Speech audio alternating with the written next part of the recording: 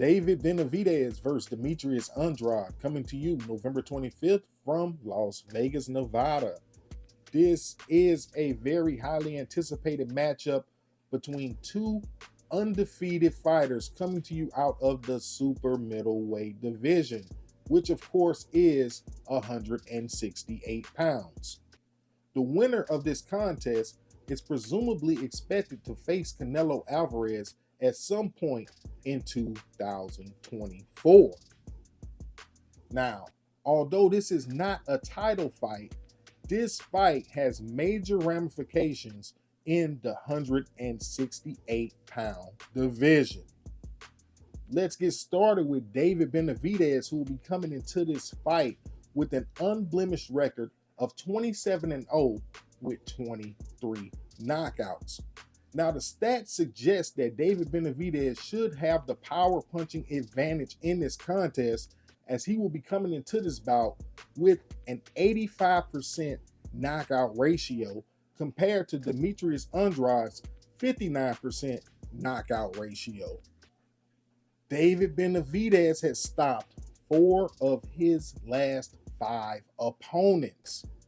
And along the way, he stopped Kyron Davis, Ronald Ellis, and Romero Alexis Angulo. However, in Benavidez's last bout, he did go the entire distance against Caleb Plant. Now let's look at Demetrius Andrade, who is also coming into this fight undefeated with a record of 32-0 with 19 knockouts. The last time that we saw Demetrius Andrade in the ring was back in January, which happened to be his first fight in the super middleweight division. And he took on Damon Nicholson. Demetrius Andrade was successful in his first fight in the super middleweight division, defeating Damon Nicholson by unanimous decision.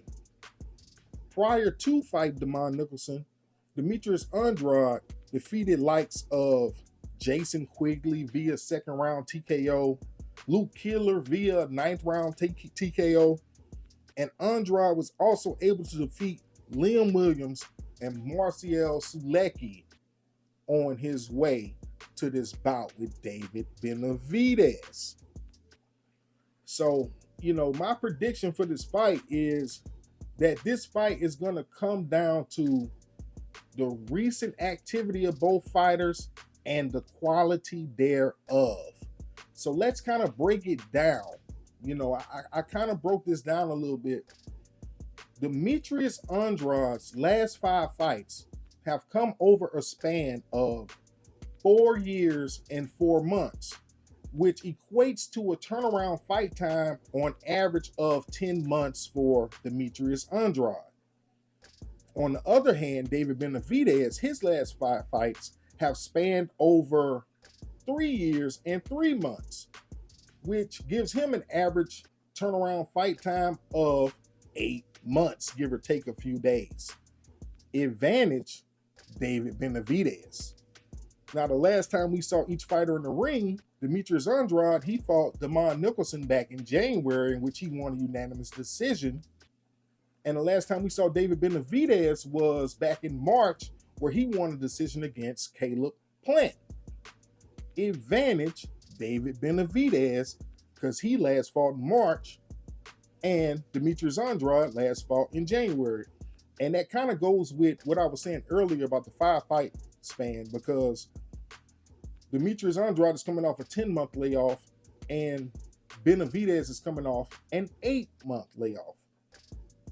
Now, the important part to realize is let's look at the quality of competition between Demetrius Andrade and David Benavidez, especially in their last bouts.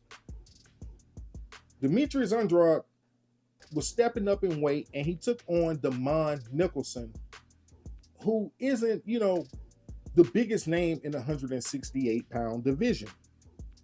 Demetrius Andrade did win that fight. Now, look at David Benavidez.